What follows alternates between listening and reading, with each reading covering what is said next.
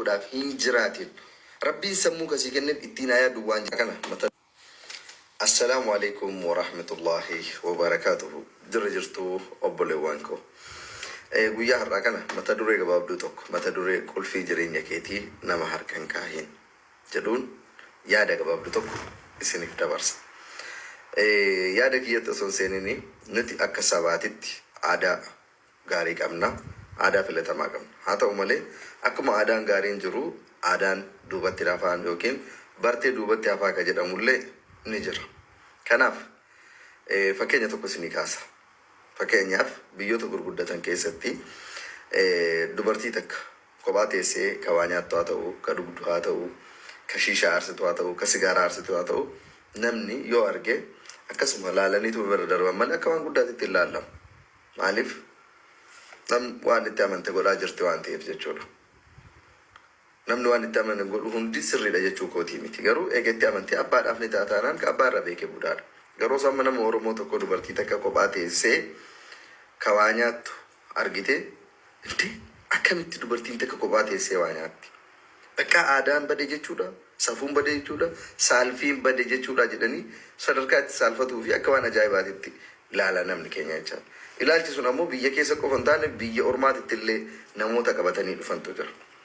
Kanaaf yeroo tokko tokko namoonni dhuunfaadhaan akka hawaasaatitti akka maaliitti namni aadaa wayii baadhatee deemuu danda'a. Garuu akka dhuunfaatitti waan jireenya keessaniif isinii ta'uuf waan isin baasu. Keessattuu namoonni jireenya keessan keessatti waa dogongortan dogongorri mataan isaatu hojiidha. Sababni illee nama dogongoretu dogongora irraa barata malee namni kun irraa baratuu hin danda'u. Wanti guddaan pointiin barbaachisaan dogongoruu osoo hin taane yookiin dogongora sanii of miidhuu osoo hin taane dogongora sanirraa baratanii jireenya ofii kan fuuldura sirreeffatanii adeemuudhaaf qophaa'aa ta'udha. Itti aansee namoonni namni maal naan jedhaadhaaf jiraatan, namoota jecha namaatiif gurra kennitan, namoonni qulfii jireenya keessanii nama harka keessan waan tokko isinitti haa himu. Ati nama 100 waan namni siin jedhu dhageeffata taanaan saba miiliyoona 60 keessaa dhalattee warri sooshaal miidiyaa fayyadamu nama miiliyoona 1 yoo ta'e yaada nama miiliyoona 1 fudhatta taanaan sammuun keetuu hin danda'u. Kamtu akka gaarii ta'eef kamtu akka hamaa ta'e wanta ati irraa hubattu hin jiru. Kanaaf gurra kan kee jecha namaatiif hin kennin. Sammuu kan kee waan namni meeqa siin jedhu itti feetee miimoorii sammuu keetii hin cinqe. Waan itti amante godhi. Dogongora ta'u irraa baradhu, gaarii ta'u ittiin boon. Kanaan ala garuu namni maal naan jedhaaf maal na godhaaf hin jiraatin. Rabbiin sammuu kasii kenneef ittiin haa yaaddu waan jireenya keetii ittiin haa murteeffattu. Gabaabatti dogongora san irraa ittiin baratta, gaarii hojjettu ammoo ofitti amanamummaa qabaatta. Nama meeqa osoo jecha namaa dhageeffatan waan namni isaan jedhu osoo dhageeffatu akkuma namni isatti himu waa hunda osoo eegu jireenyi isaa kallattii hundi harkaa babbadee jireenya ofii kallattii hin eeggamnetti of gate hedduu namaatu jira. Kanaaf ofitti amanamummaan dirqama namni kamiyyuu jechaadha. Ilmi namaa kamuu dogongoruu danda'a. Abbaan keenya Aadamii fi haati teenya Hawwaalleen dogongoranii jiran kaleessarraa nutti dhufe. Kan boruu garuu of qopheessitee wanti kamuu akka darbu. Inni xumuraa ammoo yeroo rakkoon tokko nama mudatetti namatti dukkanaa'uu danda'a. Wanti sun waan hin dabarre namatti fakkaatu danda'a. Garuu na amanaa ni darba. Addunyaa kanarratti wanti hin dabarre hin jiru. Nama du'e qofatu hin deebine. Kanaaf namoonni yeroo aartaniif yeroo abdii muratan wanti hamaa yoo isin mudate carraa lubbuu keessan balleessuu hin filatina. Wanti kamuu ni dagatama, ni jijjiirama. Galatooma. Hidhatee jammaree damoozni kee buukii isaarra gala. 4 gaaffii tokko malee. Wayii mataa keessi fanadda'a, wayii birrii keetti laata. Dhiira keenya jechuun isa kana. Biyya Arabaatis biyya Arabaa biraatti waan takka biyya Arabaa keettis bultiin sin hin barbaachisu dhugaa dhabbii. Ani rakkoo irraa gabaadhee miti. Angaafa rakkadhu ijoollee Jimmaan na gargaara, ijoolleen Jimbaalee na gargaaru, Arsii na gargaaru, yoon birrii ergachuu barbaade, yoon taaskii barbaade Oromoo kutaa 11 alaraasi. Garuu biyya Arabaa nun dhufne bultii fi biyya Arabaa keessa jiru immoo bultiif hin ta'u. Sirriidha wallahi. Bultiif hin taatu. Fakkeenyaaf shamarran nama namti dhiirri nama nama shamarran nama namtu. Maasa rakkise mataa dhukkubbii kan seerumti biyya kanaa usiniin eeyyamu akkasin heerumtanii abbaa manaa godhattanii mana dhaabbattanii daa'imni kee mana barumsaa dhaqu. Seerri biyya kanaa eeyyamu. Namni immoo kan dhufne akkas goone birritti kana baasuudha. alaamaa kee jijjiiradhu, jireenya kee jijjiiradhu. Gara fuulduraatti immoo dhiira siif ta'uu hin dhabdu hin ariifatiin. Sooshaal miidiyaan immoo gizeedhaaf malee hagas miidhamu yoo irratti miidhamte malee bultiif kan ta'u hin jiru. Oguma sitti himuudhaaf. Ammatu isin nikaa walitan iyyuu damooza kee irratti gashita. Hin dandeessaa irratti gashuu. Mana ijaarta. Laa birrii tokko hin ergoon. Maaliif jennaan birrii kana immoo yeroo sana waloluutti kaatu sin. Mataa kan keeti immoo fanadda'a jechuudha.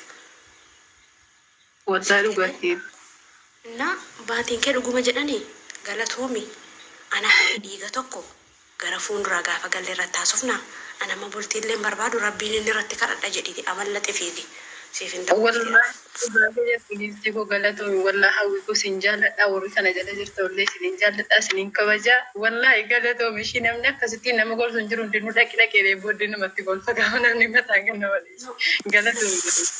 Nageen dhiirri dubartiin biyya Arabaa akka isheen boossuun barbaadu ani tuusi wal fuutanii tuusi naannoo tokko taatanii fakkeenyaaf tuusi naannoo tokko taatanii warri keessanii ilaalanii wal ilaalanii murteessuu danda'u. Fageenya waan jiraniif waan haadhi kee fabbaakkeen ta'u siin jedhan immoo dhugaa rabbi dhumni isaa boo'icha. Inuma siin ta'u. Dhugaa keette wallaahi. Dhuma isaa boo'icha. Sirriidhuma jette wallaahi kanaafuu galatoomii wallaahi jabaadhu lakki wallaahi bareedduu maddee. Namni kana nama gorsu hin jiru. Ati qabdutti quraana kee dubbisi. Raayyaa abbaa macaa dhaggeeffadhu. Waa'ee amantaa kee lama sadiin qoroqqorii. Waa'ee oromummaa ilaali. Hin ariifatiin bultiidhaaf. Dhugaa hin ariifatiin shamarran biyya Arabaa bultiidhaaf. Dhugaa keette wallaahi. Galatoomii hawwiikoo sin jaalladhu. Jara jirtanillee galatoomaa sin jaalladha. Annaa ture abibti hojii keetti jabaadhu kushina madaamii seeraan xaragi maal gootate bultii. Bultiin abbaa sagadaa badu. Ati machamu Oromoo miti isaa? Ati Oromoodha? Jirta? Baga nagaa dhufte. Welcome. Alamii. Abet. Welcome yaa Hasan. Ati Oromoodha? Oromoo nusuudha bifte.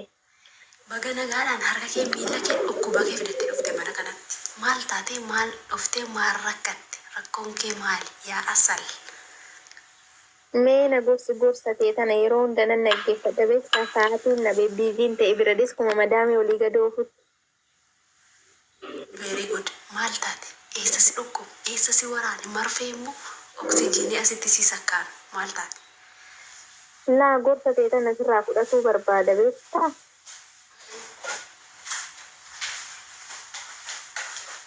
Asi dhaggeeffadhaati haasa'e heerfooniin gurra koo keessa jira.